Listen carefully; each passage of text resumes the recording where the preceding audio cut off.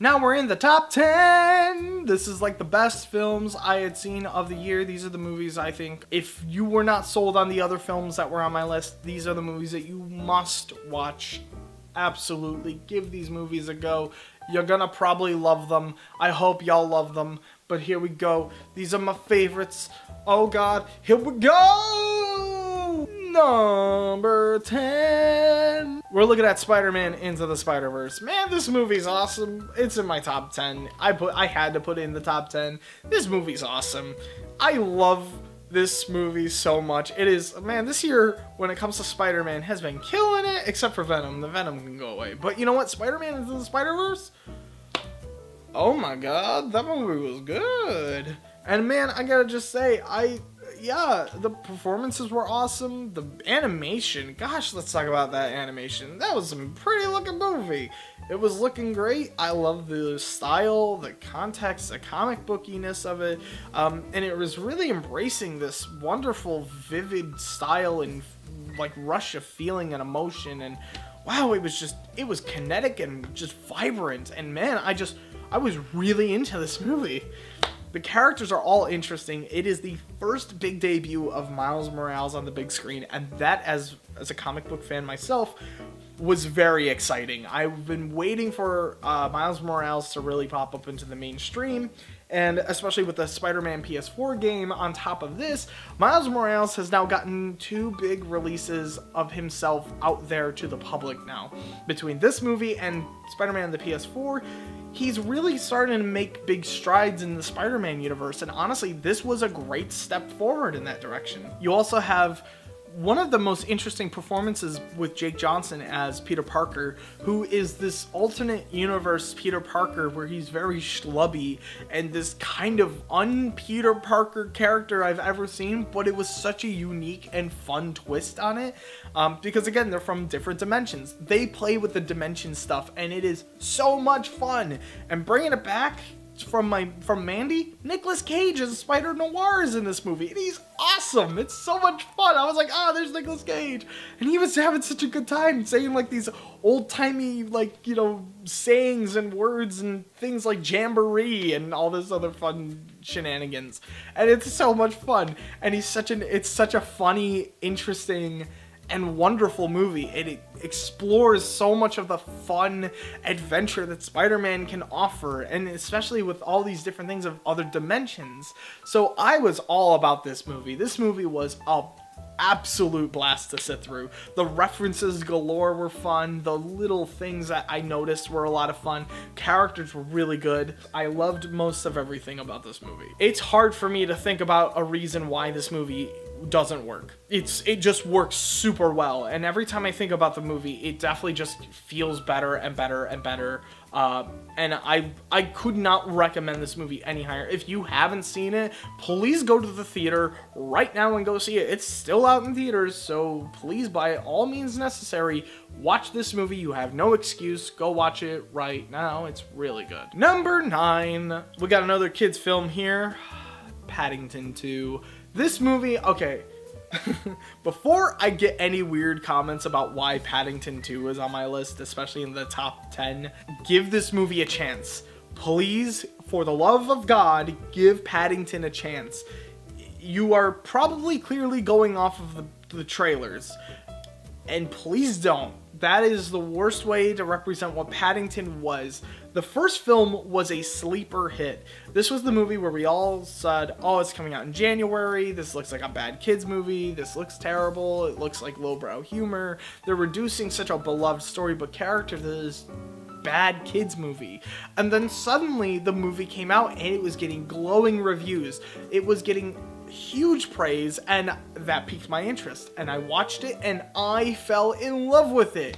It's not only made by such a talented cast of British actors and directors and all these other things. You've got the creative team behind Harry Potter on this movie. You also have some of Britain's best actors involved in this movie, like Julie Walters and Peter Capaldi. Sally Hawkins is in this, and you know, it's like, oh my god, such a great cast. Nicole Kidman was in the first one, and in this one you have Hugh Grant, which is awesome, man. Oh my god, I could go on about how much I love Paddington 1, so absolutely check it out. But the second film is definitely a spiritual successor. It is definitely like, take what you love so much about the first movie and bring it back. It's not as good nor as better or as worse as the first film. It is on par with the first, and I love the first movie. So yeah, that's not bad praise. That's very good, because honestly, I'm glad that I was able to feel the same way that I felt about the first film I felt about the second movie. That doesn't happen very often. You have everybody returning, that you have your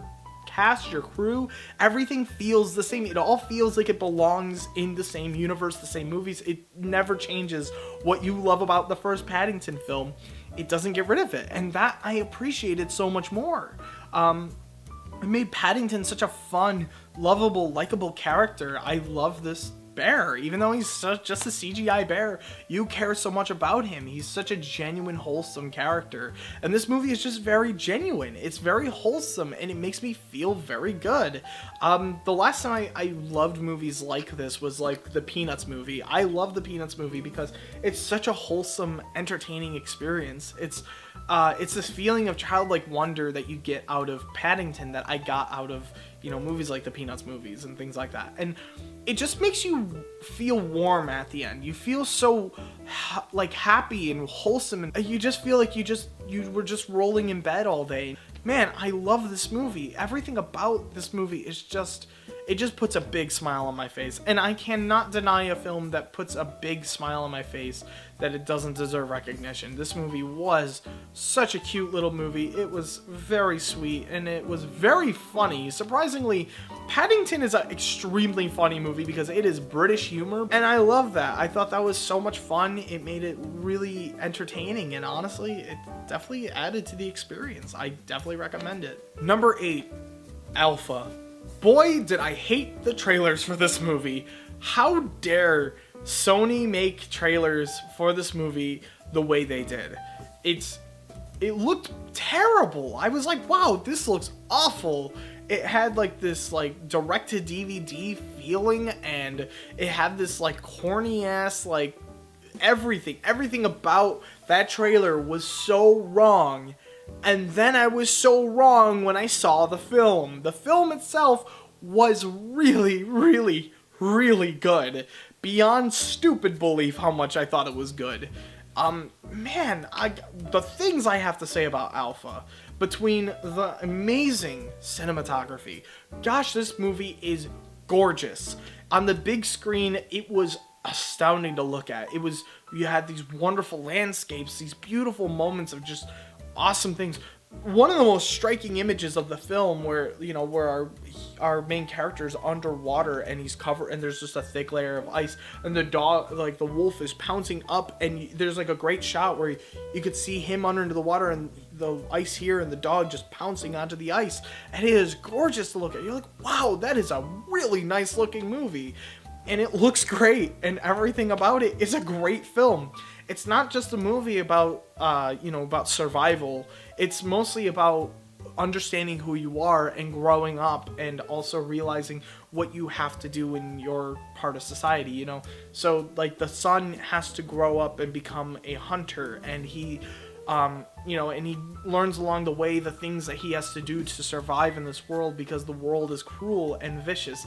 And I love this kind of storytelling, and it is wonderfully well told. It's very spiritual. This movie is very nature-centric. It is so wonderful. It is a very fantastical film, and honestly, it really filled my heart with a lot of happiness and warmth. And even though there is a lot of excitement too, there was a lot of things that were exciting in the film. There were a lot of moments that were very perilous and very scary, and you didn't know what was going to happen. But that's why I love this movie. It really hits on these like different emotions that I think really made it a beautiful film. And this movie was a risk. I did not know going into this film this was all in another language. This whole film is spoken in like native European tongue that isn't English, so they're speaking in another language, and the whole film is subtitled. I appreciate that. I love when movies are willing to do that, where they're not just going to put English in it because everyone's too lazy to read subtitles. I loved being able to sit through a film where I was able to not only appreciate the visuals and the storytelling, but also I was able to love that they were keeping to this dialogue and this specific dialect from the time period. It really showed they cared about this movie, and the filmmakers really did too. This was a movie that I did not think I was going to love, but this ended up being one of the best films I had seen this year. And especially that it was coming out in August, which is usually a pretty big dumping ground for films that are like, eh. Like, it's like January. January doesn't really have much of a good year, and neither does August. But this movie came out in August, and I was like, whoa, where did this movie come from? But yeah, no, I definitely recommend this. I couldn't tell you any more reasons of why you should watch it, except just to go watch it. Experience it yourself. It really is a movie I was genuinely moved by, and I think people will really get a lot out of it. It's definitely a very heartfelt film, and it is very exciting, and I think there is enough there that you'll definitely get a lot out of it, and I hope people generally enjoy it. I really love this movie. I could not recommend it any higher. Number 7, McQueen. This is a film that honestly I don't know if a lot of people have heard of, but that's okay. I'm going to enlighten you today on what this is. It's a documentary about a fashion designer named Alexander McQueen, and it is his story of his life and just kind of who he was and what his impact was on the fashion industry. And I'll tell you right up front right now, I know nothing about fashion. I know nothing about the fashion industry. I know nothing about why the fashion industry is important. I always was like, I don't know what that is. I don't really care. But I saw McQueen, and the film really opened my eyes to what the fashion industry is, and especially why he was so important in it. And honestly, it was fantastic. Between the really great archival footage you have, the interviews, the well-directed shots and compositions and everything, it's just a well-made, well-crafted documentary. And again, very invested, very interested to learn more about who this guy is when I knew nothing about the subject matter. And honestly, I really recommend this movie if you really enjoy good documentaries, and if you enjoy stories that are just kind of interesting, a little unique and a little bit different, and about people that challenge what the status quo is of typical things. So this guy is just how he just kind of changes what the fashion industry is, because he doesn't just make fashion, he makes art. Essentially, he makes something a little bit more and have a little bit of a story to tell than just clothes.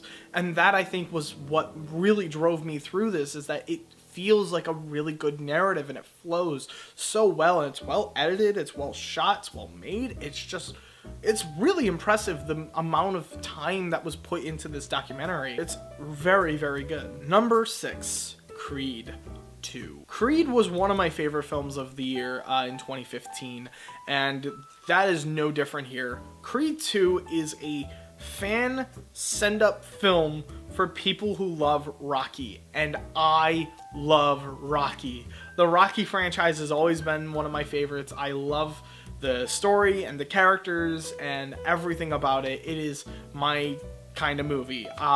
Although we're not gonna talk about Rocky 5, because Rocky 5 never happened. My reservations with this movie was that not only was it a sequel to Creed, but it was also a sequel to Rocky 4, and especially that Ryan Coogler was not coming back to direct. That was a big worry for me. But I'm gonna say it right here, right now. They nailed this movie. This movie keeps everything that I love about Creed and just adds so much more to it. Not only is it a great film that if you love Rocky 4, you're gonna love Creed. You're gonna have so much fun seeing this fight, and you're gonna get invested in it. Even if you don't like Rocky 4 very much, I think you'll still really like Creed 2 regardless, because it's still an extremely good movie. If you love the first Creed, this movie gives you that. It gives you everything you love about the first film, and it just keeps going with it. And I love the continuing story. I care so much about Apollo Creed's son. I forgot his name too. I care about him as a character. I think he's so interesting. He's very relatable. He's very ambitious, and you care about him so much, just like how Rocky cares about him. And Rocky taking up that mantle as his personal trainer, it really adds so much to the film that I think really makes it impactful, especially since this is Drago's return. Drago's son versus Apollo Creed's son is a big deal, and honestly, it's a really intense fight. I loved every moment of that fight. I really loved every second that we were given with Apollo Creed's son and with Drago's son. It was really intense, and honestly, I couldn't recommend it any higher. I think that Creed 2 is just a fantastic film. Number 5, The Favorite. Yeah, Yorgos Lanthimos, man, coming back at it again on my favorites of the year list. I'm going to put out a disclaimer. If you don't know who Yorgos Lanthimos is, don't just jump into The Favorite because I recommended it. Please watch his other films before you watch this one, because you might determine you don't really care much for Yorgos Lanthimos. But if you really are interested in seeing The Favorite, by all means check it out. It is a fantastic movie, and I really like this movie a lot. But I am a humongous fan of Yorgos Lanthimos' films. I've been watching his movies since The Lobster, and I did recently watch Dogtooth, and I had last year seen Killing of a Sacred Deer, which was on my best of 2017 last year. And Killing of a Sacred Deer still sits as my favorite Yorgos Lanthimos movie. I think it is probably his most interesting film, and it definitely is one that was more appropriately marketed. I will definitely say that, because The Lobster was a film that was not marketed properly because it's not the movie you would expect. But I've, upon rewatches of The Lobster, very much enjoyed that movie a lot more than I remember. The Favorite is exactly what I was expecting, so I was like, okay, now that I understand who this guy is and what his movies are and how he makes his movies, I really like this guy. He definitely makes movies that I could get behind now. It's really good. You got Emma Stone in this film, who's killing it in this.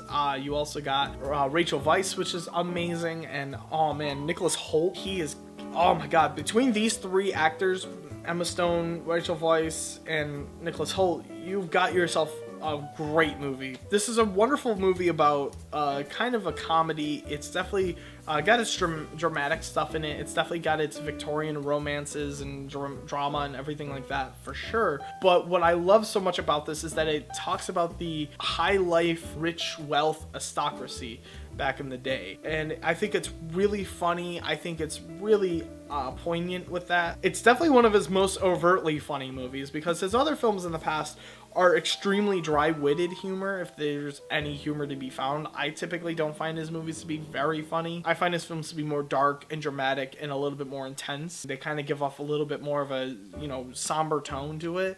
But this one was a little bit different. There's definitely more overtly hilarious moments where, like, people are trying to be as proper as can be, but they are saying some of the dirtiest and most vile things you can imagine, which makes it very funny and very, very interesting that, these high life society people are just as gross and as awful as any other person that you can imagine. And it really is a very entertaining movie. I love the performances altogether. The sets are incredible. The location shooting is wonderful. The directing is amazing. The camera work is astounding. The costume design is really fantastic. It is all very, very well made. And honestly, The Favorite is a great movie. It is definitely worth absolutely 100% your time. It is a great film. I do want to recommend it highly, highly, highly. I very much enjoyed this movie. I definitely want to watch it again. I'm gonna buy it when it comes out on Blu-ray, and definitely give Yorgos Lanthimos a chance. Watch Killing of a Sacred Deer, Lobster, and then The Favorite. Like, honestly, you can go between the two.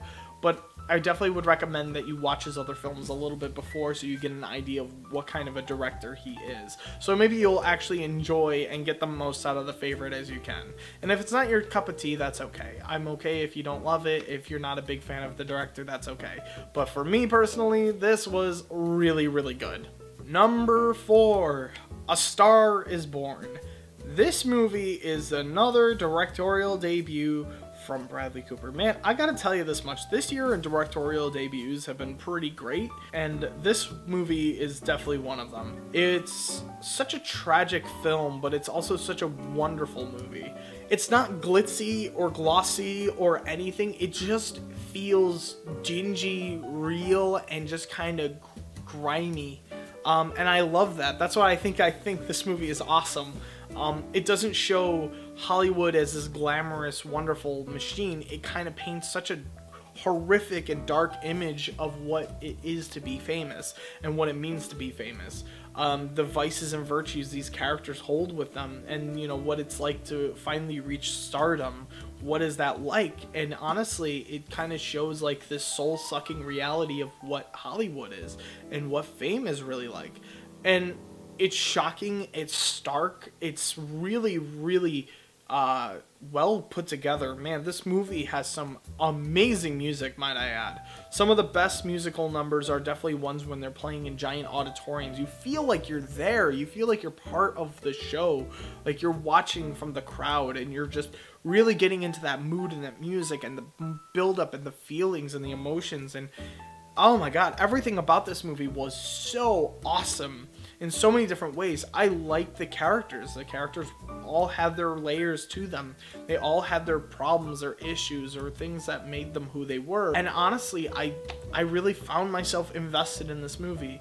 And I'll tell you, it was an emotional ending. There is just, this movie ends on such a powerful, emotional, gut-wrenching note. And I could not appreciate that anymore. It was something I truly, it left me speechless after I sat through it. And honestly, I couldn't recommend it any higher. Please check out A Star Is Born. It is Bradley Cooper coming at it, and let me tell you, oh, by the way, Lady Gaga's performance, if she doesn't get an Oscar nomination at all for this movie, or at least a nomination, I will be genuinely shocked. So I hope she gets a nomination, because she was killing it in this movie, and she was definitely my favorite part of the movie. Number 3, Won't You Be My Neighbor? This is the documentary about Mr. Rogers. Oh my god, this was a bundle of joy. I love this movie so much. It is so freaking good. You need to watch it. It's so good. Everything about this movie is just genuine. It feels great. It's all this wonderful story about remembering such an iconic individual. Mr. Rogers' Neighborhood was a very popular character. He was more than just a character. He was like our friend. If you ever watched Mr. Rogers' Neighborhood, there's always that wholesome quality to his stuff and to his work. But he wasn't afraid to be a little bit more than the atypical. It kind of talked about his upbringing, his roots, and where he started, and how did we get to Mr. Rogers' Neighborhood and how it became what it was. And talking about why his show was so influential, and even to this very day is still referenced and talked about, and people still remember. And this is such a joyful commemoration, almost a remembrance of this man who really was changing the way we think and changing the way children think and understanding children to their core to a degree where I respect him so much. He was not afraid to talk about things that were scary or dark or sad or anything, but he did it in such a kind, gentle way that kids could understand it. And I thought that was so special and really makes him unique. And his story is so fantastic. And honestly, this will just make you feel so good in the end. I love just learning more about him. He's such an interesting guy, such a wholesome guy. And it's sad that he's gone, but man, I gotta say his legacy will absolutely live on. And this film is definitely a documentary that will live on his wonderful, genuine legacy of why he is such a wonderful person. And we have to thank him for being there in our living rooms all the time and being on television, and the contributions he's made towards children's programming also too. He really paved the way for children's programming and children learning too. So yeah, no, this was a fantastic documentary between wonderful interviews with friends and family, and also just coworkers, people that worked with him in the past, and just talking about who he was. And honestly, this is a wonderful, sweet, genuine remembrance of somebody that meant a lot to so many people. And I could not tell you how much this made me feel wonderful, and also just kind of heartbroken because we won't be able to see him ever again. But yeah, no, I love this movie. Number 2, Searching. You know how Unfriended did everything I didn't like about the screen capture film, and it just did everything wrong, and I went on a pretty lengthy reasons of why I think Unfriended is terrible? Well, this is the film that does it all correct. Searching is a really intense thriller where it's a guy who is looking for his daughter, and it's just all taken from a perspective of a phone or his laptop or whatever. And honestly, this is such a unique and interesting movie. It takes every element that I don't care about in the Unfriended movies and does this 10 times better. I was super invested in this movie. I was at the edge of my seat throughout 95% of this movie. I was always wondering what's going to happen next. What's the next twist and turn? Where's this whole investigation going? What's going to happen now? And I will tell you, I'm not even going to spoil anything, so don't worry about it. No spoilers here, but oh my god, that ending is insanity. It is nuts. It is awesome.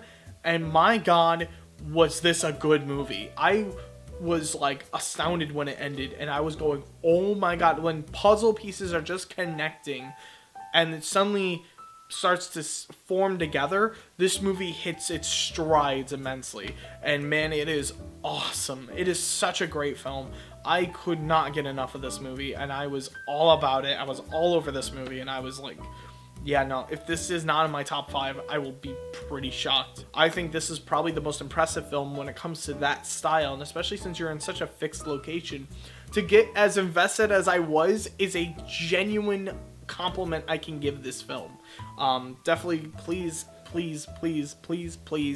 watch this movie. Watch Searching. Searching is such a great movie. The performances are outstanding nonetheless too. Very good. I just know him from Harold and Kumar Go to White Castle, and to suddenly become in this dramatic movie role, it was really interesting.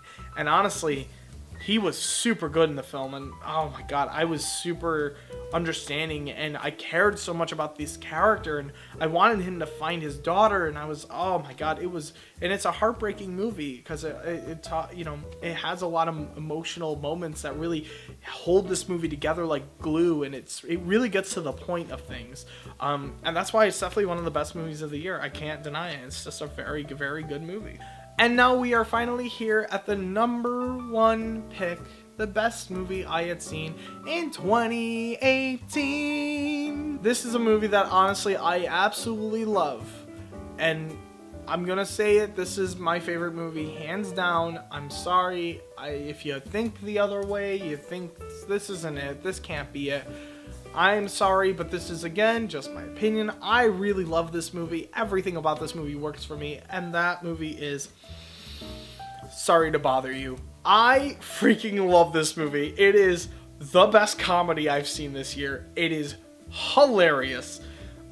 If you don't know what this movie's about a guy who's down on his luck. He starts working at a telemarketer calling service where he calls people and wants to try to sell them encyclopedias.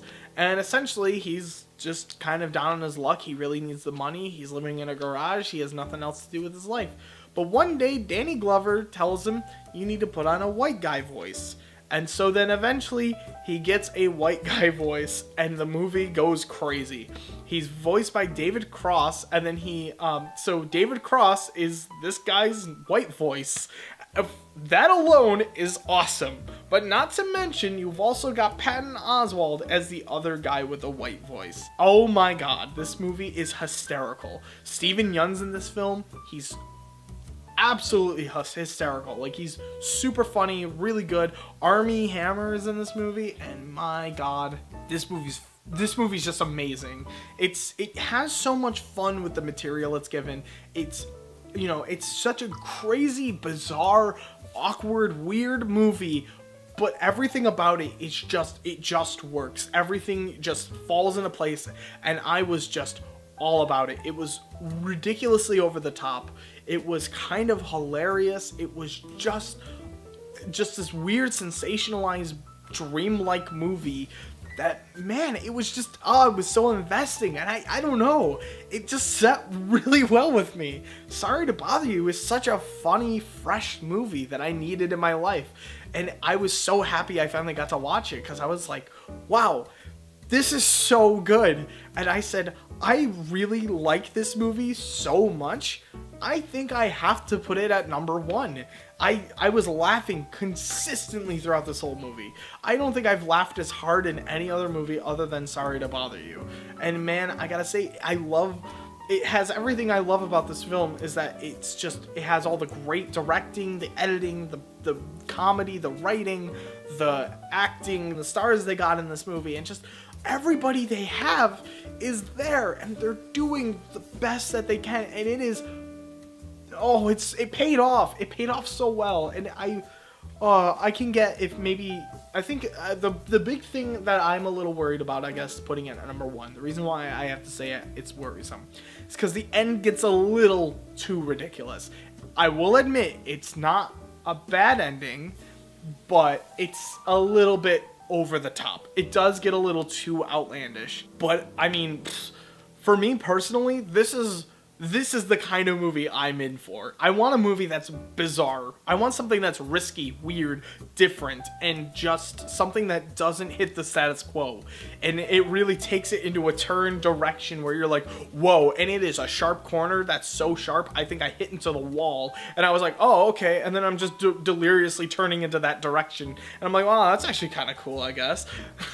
Like, it's weird. It's not the best ending in the world, but man, is it a weird one, and I gotta give them props for that. I mean, I don't know, there's just something about it, for me personally, it works. It just works. I don't understand why.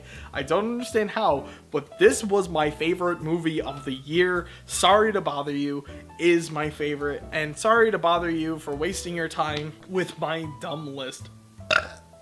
Oh yeah. 2019 is gonna give me more heart problems than I can ever imagine. Yay! So yeah, those are my favorite films of 2018. Again, you could probably put them anywhere on this list, and all these movies are fantastic.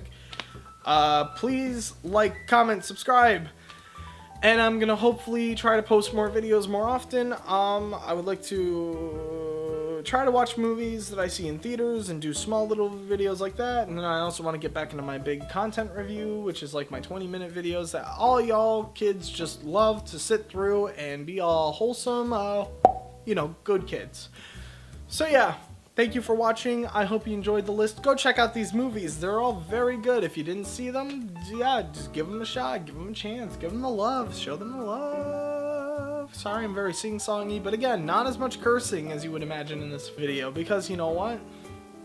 I'm happy, man. This is good vibes, man. We're ending 2018 on good vibes, and we're starting 2019 on some very good vibes. So let's keep the ball rolling. Let's keep the good going, and I will see you all next time.